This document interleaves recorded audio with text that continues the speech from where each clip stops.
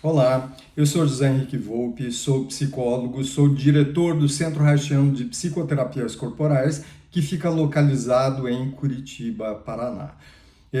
Eu trabalho com as psicoterapias corporais há 36 anos, desde que me formei. Logicamente, conheci isso um pouco antes, quando eu estava no segundo ano da faculdade de psicologia.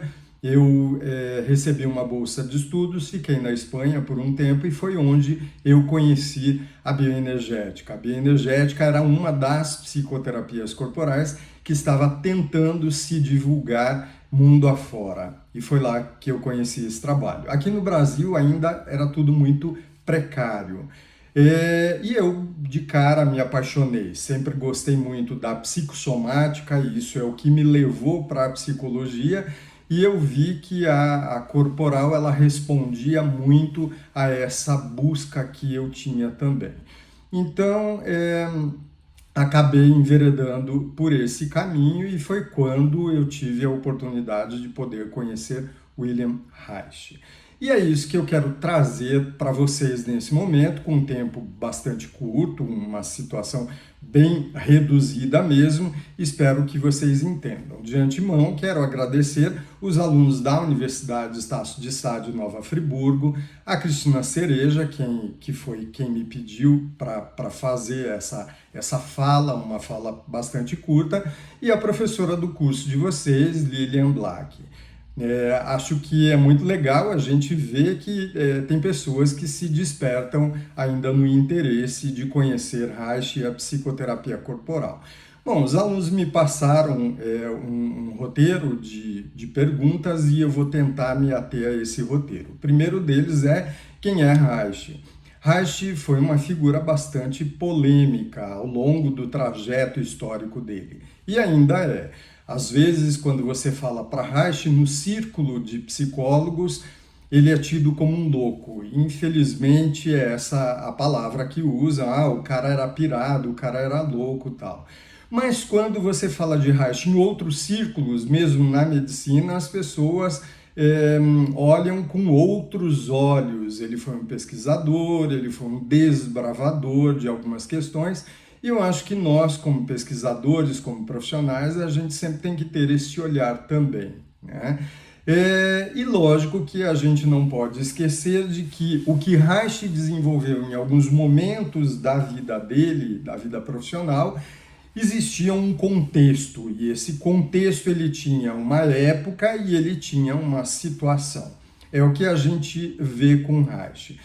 Vou dividir a história de Reich em 4 tempos. Primeiro tempo, Reich e a psicanálise, Reich e a análise do caráter, Reich e a vegetoterapia, Reich e a orgonomia, descoberta da energia orgone. Rapidamente vamos passar por esses 4 pontos.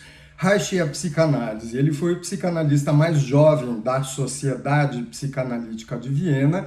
Era muito promissor, né, aos olhos de Freud também.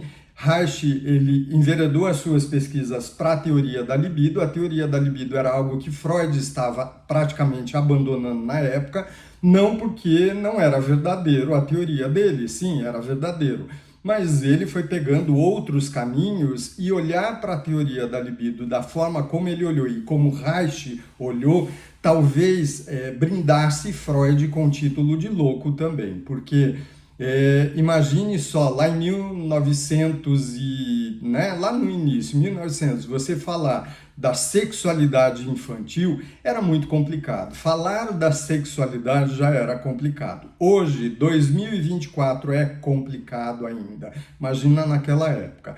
Enfim, Reich enveredou por esse caminho da teoria da libido e a partir da teoria da libido, Reich ele foi percebendo que Freud tinha razão quando ele dizia que nós somos indivíduos neuróticos justamente por uma repressão sexual que nós carregamos ao longo da nossa história. E foi a partir disso que Reich enveredou as suas pesquisas nas policlínicas de Viena. Ele foi um dos grandes uma das grandes personalidades que levantou a bandeira para poder criar as policlínicas, que eram clínicas de higiene mental e sexual que trabalhavam com essas orientações para aquele proletariado de Viena. Então Reich, ele enveredou para esse caminho, tentando dar a orientação para esses jovens, principalmente para as jovens mulheres que engravidavam, tentavam os abortos clandestinos e acabavam morrendo. Na época, era muito comum isso. A gente fala de 1919 e 1920. Era muito comum as jovens acabarem morrendo. E Reich, ele dizia que algo precisava ser feito. Então ele levantou a bandeira em relação ao aborto, dizendo que ele era a favor do aborto. Claro, a favor do aborto devido a esse contexto todo.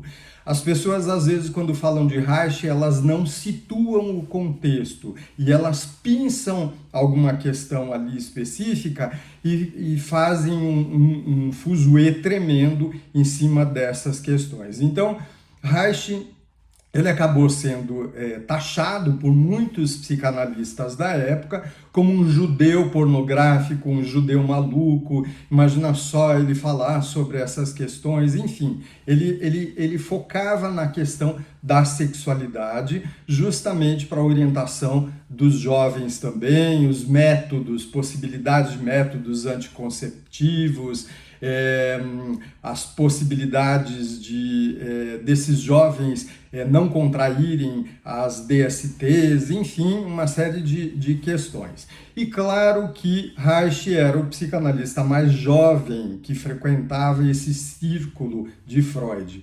E os psicanalistas mais velhos não gostavam muito dessa situação e acabavam colocando Reich de lado. Enfim, Reich continuou trabalhando como psicanalista e fazia um bom trabalho, tanto é que ele se mantinha na sociedade psicanalítica, porém a psicanálise passava por algumas dificuldades, dentre elas a resistência do paciente em aderir ao método psicanalítico, que seria a livre associação. Muitos pacientes abandonavam a terapia porque não conseguiam seguir com o método psicanalítico. Enfim, Freud fez um desafio para que todos os alunos trabalhassem em busca de respostas para essa questão da resistência. E trabalhando nessa questão da resistência, Reich, ele começa a olhar mais de perto o seu paciente, e foi quando ele acabou tirando o paciente do divã e colocando o paciente sentado frente a frente. Sentado frente a frente, ele percebe que tem uma situação um tanto que diferente, porque ele vai fazendo uma leitura no corpo também desse contexto emocional, e ele percebe que o conteúdo verbal do paciente não era condizente com a expressão corporal. E foi a partir daí que ele começou a checar isso tudo. E conforme ele foi checando, ele foi percebendo que tinha algo muito além dessa resistência. Algo que estava envolto numa armadura que ele chamou de armadura do caráter. Então, a partir disso, Reich começa a perceber que o caráter, ele é uma proteção do ego e é uma proteção da própria personalidade também.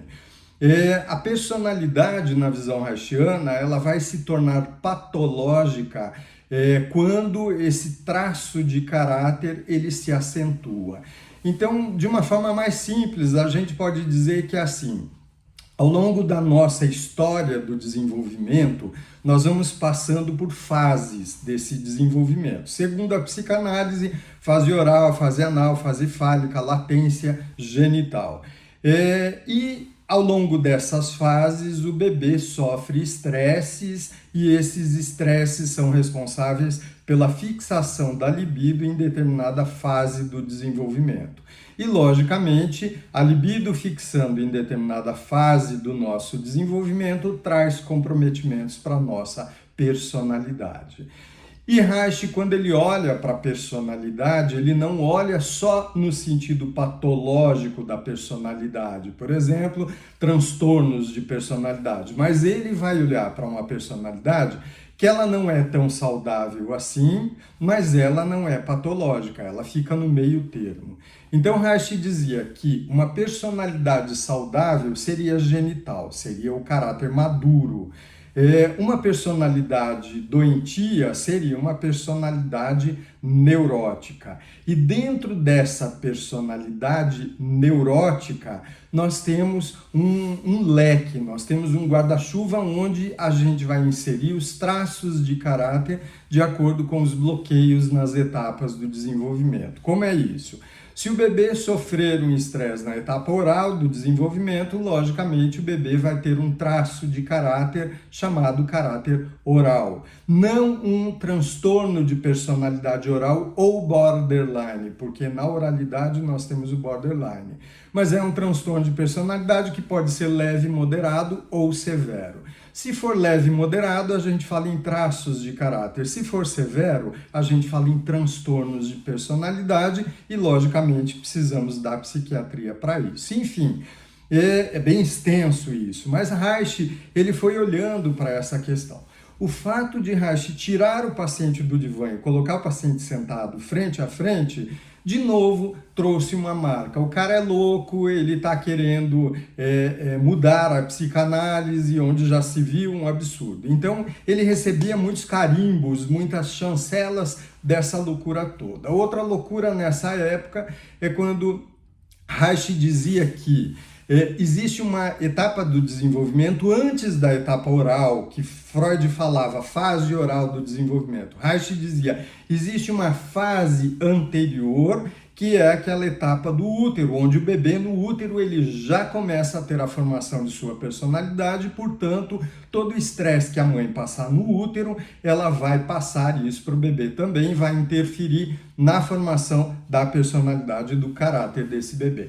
Mais uma chancela de loucura para Reich. Imagina um absurdo o cara dizer uma coisa dessa, que o bebê ele vai sentir os efeitos do estresse da mãe. Enfim, tudo isso foi mais que provado e modificado. Hoje, a própria psicanálise aceita o estresse intrauterino, a formação da personalidade dentro do útero, a psicanálise trabalha com o paciente sentado na poltrona. Reich dizia que as resistências precisam ser tratadas sem você ficar emergindo tanto conteúdo. Você precisa pontuar mais esse conteúdo, organizar melhor o conteúdo, enfim, uma série de coisas que ele trouxe uma contribuição para a psicanálise. Mas mesmo assim, aqueles psicanalistas mais antigos acabavam olhando de cara feia para ele, e principalmente quando ele desenvolve, então, o que ele chama de técnica da análise do caráter.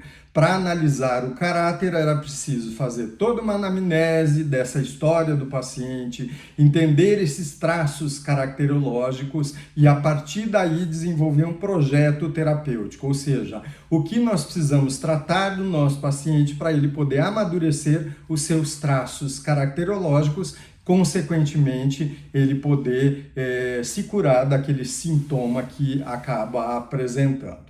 Bom, então, resumidamente, essa foi a primeira etapa de Reich dentro da psicanálise. Logo em seguida, essas críticas fizeram com que Reich fosse expulso da Sociedade Psicanalítica de Viena, porque diziam que ele já não mais fazia psicanálise, porque o método dele, a técnica da análise do caráter, era uma técnica bem diferente do que se propunha a psicanálise. Bom, com isso, Reich sai da Sociedade Psicanalítica e muitos psicanalistas saem junto com ele também.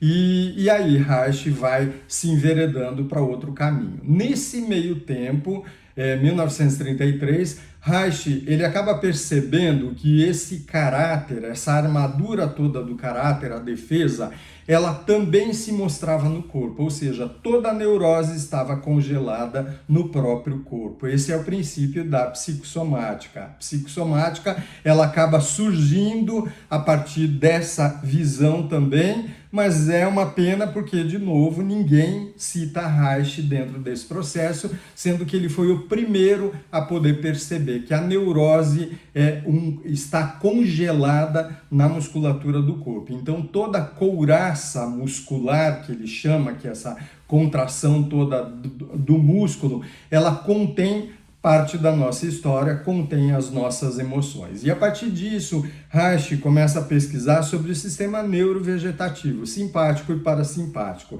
Essa pulsação, simpático contrai, parasimpático expande, isso traz uma pulsação das células, dos órgãos, dos músculos como um todo, e quando isso não acontece, nós temos uma couraça, uma tensão, um aprisionamento da própria energia biológica dentro daquela musculatura. E aí Reich percebe que não só o trabalho analítico deveria ser feito, mas também teríamos que soltar essa musculatura, apontar para o paciente aquela musculatura que estava tensa.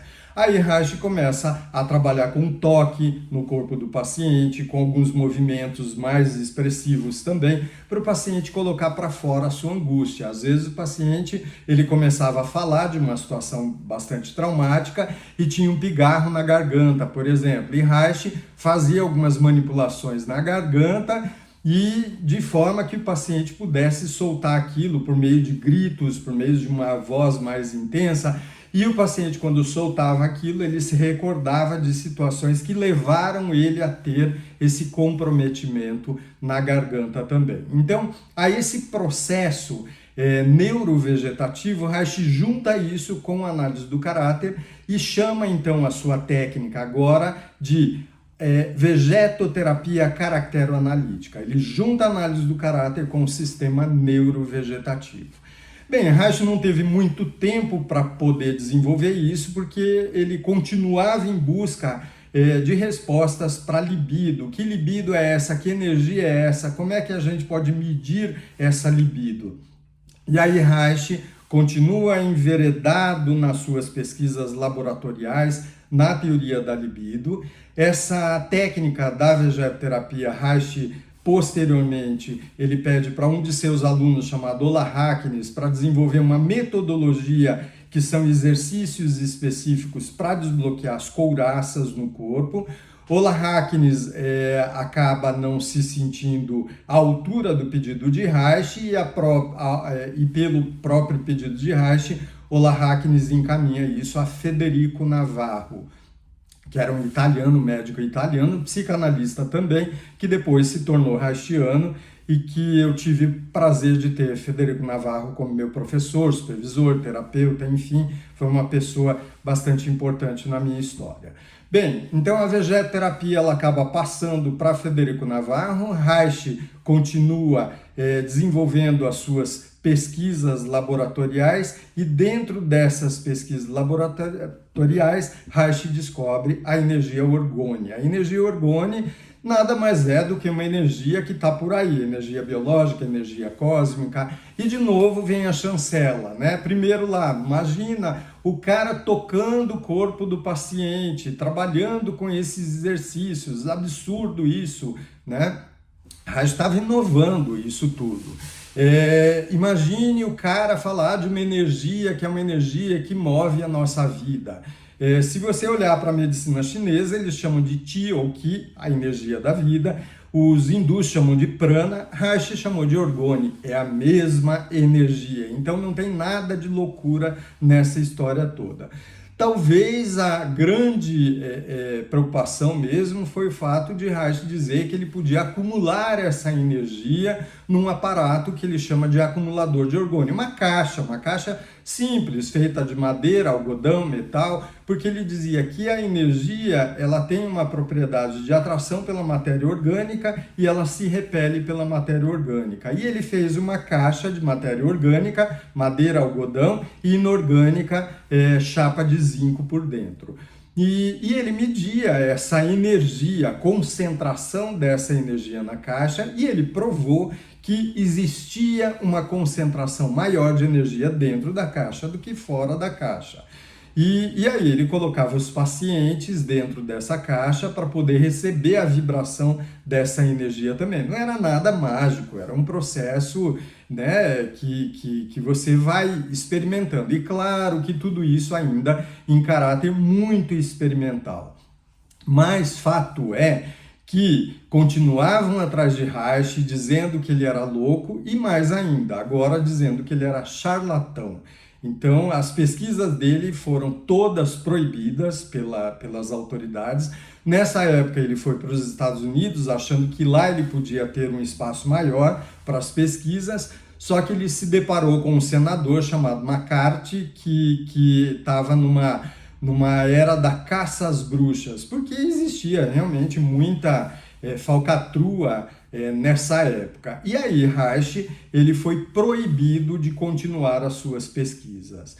Reich não aceitou essa proibição e por desacato à autoridade, não pelo trabalho dele, mas por desacato à autoridade, ele foi condenado a 2 anos de prisão. E dias antes dele sair da prisão, ele apareceu morto na sua cela. Dizem que ele foi assassinado. Bom, é uma história que acabou ficando por aí mesmo, né?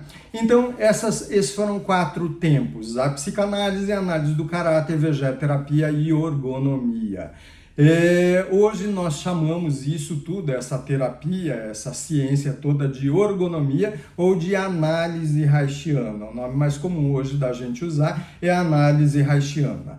Junto com a análise reichiana, nós tivemos a análise bioenergética, que foi a primeira terapia que surgiu após isso. Alexander Lowen foi aluno de Reich também, e Lowen foi fazer o curso de medicina dele na Suíça. Enquanto ele estava lá, Reich passou por uma série de perseguições, até porque Reich estava desenvolvendo as pesquisas com a energia orgânica. Quando Reich volta, Lowen estava num processo bem complicado e claro que Lowen se afasta dele. Depois que Reich faleceu, Lowen, Alexander Lowen e John Pierrakos, que criou uma outra abordagem depois chamada Core Energetics, os dois se juntaram e criaram a análise bioenergética. Depois se separaram, o John Pierrakos criou uma outra abordagem chamada de Core Energetics. E assim sucessivamente. Veio Federico Navarro nessa história toda, ele criou uma abordagem chamada somatopsicodinâmica, mas tudo ainda dentro do mesmo guarda-chuva das terapias corporais. Enfim, uma série de outras terapias corporais foram aparecendo, mas muito tímidas, porque essa história de Reich era uma história que a cada canto que se ia, falava-se da loucura dele. O cara foi preso, você vê, provaram que a teoria dele não existe, por isso que prenderam ele. Nem sabem do que estão falando e falam um absurdo desse. Então a gente deveria primeiro saber do que está falando. Enfim, isso contribuiu cada vez mais para que essa terapia não se divulgasse, E foi tudo muito complicado. Bom, falando disso em termos de Brasil, o que acontece? Aqui no Brasil também, alguns profissionais foram buscar isso fora, foram entender um pouco a bioenergética que estava aparecendo ali nos Estados Unidos. A bioenergética trabalhava muito com grupos, então foram pessoas que foram importando esse conhecimento todo, São Paulo, Rio, trazendo essas informações, pessoas muito importantes. Acho que não precisa citar quem é quem, porque todo mundo teve um pouquinho da sua importância dentro dessa história toda, E aí foi quando eu entrei também, conhecendo um pouco mais, e na minha época que eu entrei, a corporal, ela era chamada de terapia corporal, e todo mundo fazia as terapias corporais. Acabava virando uma mistura muito grande. Na época você não sabia o que era de Reich, o que era de John Pierrakos, de Alexander Lowen, que técnicas eram essas, tal, enfim. Junto disso, eu também fiz a minha formação em psicodrama, depois em anatomia, fisiologia, dava aula disso, focava principalmente na psicossomática, nas minhas aulas de graduação. E aí eu senti a necessidade, foi quando conheci Federico Navarro também, e discutia muito com Federico Navarro sobre a necessidade de fazer alguma coisa um pouco mais séria, dar um ar mais sério para as corporais, porque a gente via essas banalidades todas, banalização do próprio nome de Reich, o que não era verdade. Isso me incomodava, porque eu acho que quando você fala a verdade, ok, mas isso não era verdade. E Federico Navarro me deu todo apoio, para mim e para minha esposa, Sandra Volpe, que é psicóloga também, é dessa área, e foi quando nós montamos o primeiro Congresso Brasileiro de Psicoterapias Corporais. Eu acho que foi em 1996, se eu não me engano, ou 97. A gente está na 28ª edição agora. E aí, Frederico Navarro esteve presente em todos os eventos, desde o primeiro que a gente organizou, e acabou sendo muito legal. Por quê? Porque foi uma possibilidade que a gente teve de reunir todas as escolas da Corporal e mostrar realmente o que era o verdadeiro trabalho de Reich. Bom, e com isso eu puxava um pouco esses profissionais para escrever, porque os profissionais da Corporal, eles acabam sendo muito práticos, vão muito para a prática, para as vivências e acabam não escrevendo muito. E aí eu puxava isso, para a gente poder montar os artigos, para os anais do congresso, artigos para escrever no site. O site do Centro Reichiano tem um monte de artigos que foram escritos para os anais do congressos, outros artigos também, que estão lá públicos para vocês consultarem. Enfim, a partir disso, a gente foi percebendo que a Corporal foi tendo uma credibilidade maior. Em 1997, eu lancei uma revista junto com a Sandra chamada Psicologia Corporal, porque esse era um nome que eu queria dar dentro da psicologia, justamente para a gente poder congregar todas as escolas que trabalham no tripé. Esse tripé reichiano é mente, corpo e energia. Então, quando a gente trabalha com as psicoterapias corporais, a gente sempre olha para esse tripé com o nosso paciente, mente, corpo e energia. E aí deu muito certo, né?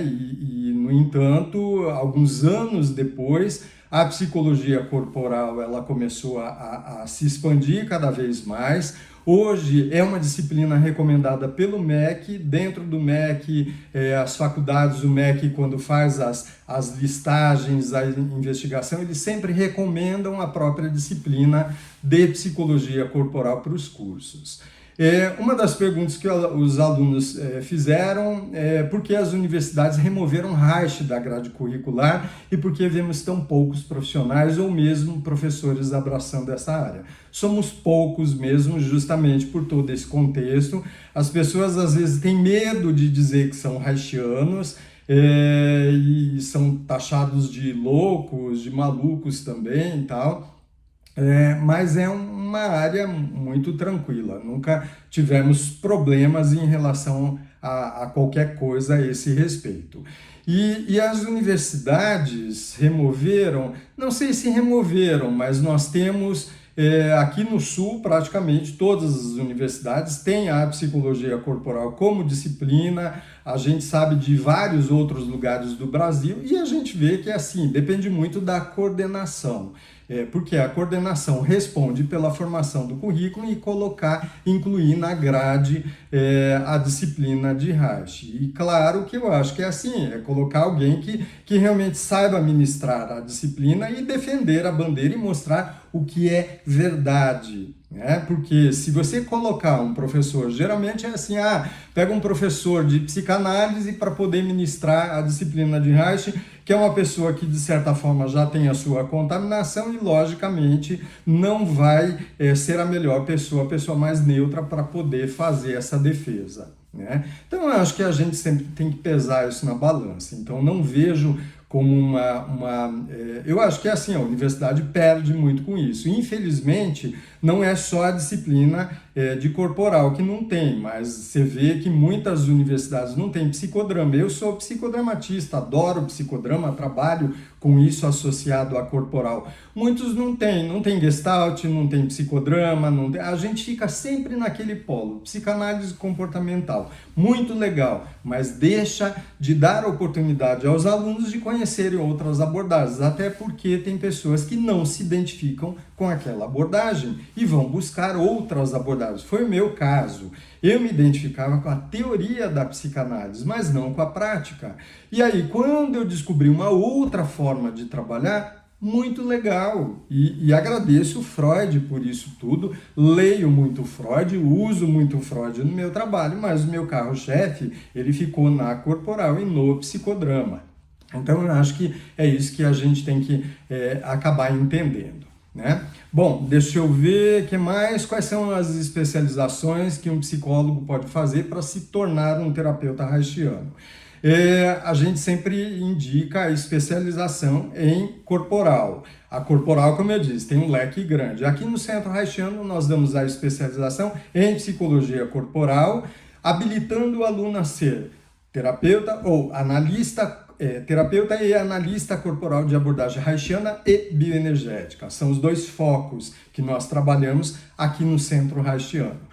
Outras escolas trabalham com análise bioenergética, outras com a core energéticas, que são mais segmentadas. O Centro Haitiano, ele trabalha com essas duas abordagens. Por quê? Porque a minha formação é pela escola haitiana, com o Federico Navarro, e a Sandra, minha esposa, trabalha com a análise bioenergética de Alexander Lowen, formada pela escola de Alexander Lowen. Por isso que a gente junta essas duas práticas e oferece para os alunos também, e junto disso o psicodrama, que sempre está permeando essa história, não dá para separar. Então, o nosso curso ele tem um curso inteiramente EAD ou tem um curso semipresencial com aulas mais também online, mas mensalmente. Então, você tem várias possibilidades por aí. Só cuidem, porque a gente tem alguns cursos que a gente vê que cada vez está pior. Esses cursos EAD foram explodindo e os alunos acham que eu vou fazer um curso de 6 meses, de 10 meses e acha que ele vai sair um psicoterapeuta corporal. É uma responsabilidade muito grande a gente poder estar olhando para isso, né, para o nosso paciente. Então, aqui a gente treina o nosso aluno a trabalhar tanto presencialmente, né, presencialmente a gente usa o divã, por exemplo, aquele é o divã haitiano, que é uma cama praticamente, né? Então, o nosso aluno, ele tem a formação para ele atender tanto presencialmente quanto online. Online, hoje em dia, acabou tendo uma explosão muito grande. A gente tem uma procura muito grande a esse respeito. E a última pergunta é entrelace da terapia haitiana com o Conselho Federal de Psicologia. O Conselho Federal de Psicologia nunca se opôs à terapia haitiana. A gente sempre teve um apoio deles em divulgações. Se você entra no Conselho, você vê até as nossas divulgações do Centro Haitiano, né? O que é muito legal. A gente tem alguns entraves com alguns conselhos de psicologia que dizem não reconhecemos a corporal como uma área da psicologia, uma abordagem, mas o próprio federal não tem isso, ele não tem uma regra para essas abordagens. Então, é mais um jogo político que a gente vê por detrás disso do que qualquer coisa, né? E a gente nunca teve problema com o Conselho do Paraná ou o próprio Conselho Federal. Enfim, é isso. Eu não quero estender mais o tempo, eu espero que vocês tenham entendido. Pensem que é um resumo do resumo do resumo e sempre levem em consideração o contexto histórico, e acho que assim, a gente para falar tem que ter propriedade, né? Principalmente para tecer crítica. Então, se você quer ser um crítico, escreva, publique, faça a tua crítica fundamentada. Isso é muito legal, isso é fazer ciência. Fundamenta, publica a tua crítica, que alguém vai rebater a crítica se tiver um argumento verdadeiro sobre aquilo. Tá? Então, eu acho que a gente precisa muito disso, principalmente na psicologia. A psicologia tem que aprender a falar menos e fazer mais. Senão, a gente está perdendo espaço para diversas outras áreas por aí, porque hoje todo mundo quer ser terapeuta e qualquer pessoa faz um cursinho de 2, 3 meses e já é terapeuta, e o nosso conselho, infelizmente, não faz nada para isso, e a gente está perdendo espaço cada vez mais para essa questão toda. Então, eu acho que vocês mais jovens precisam também entrar nessa luta toda se vocês quiserem ver a psicologia evoluir, porque ela está evoluindo e isso é muito triste. Então, eu que tenho 36 anos de profissão penso, caramba,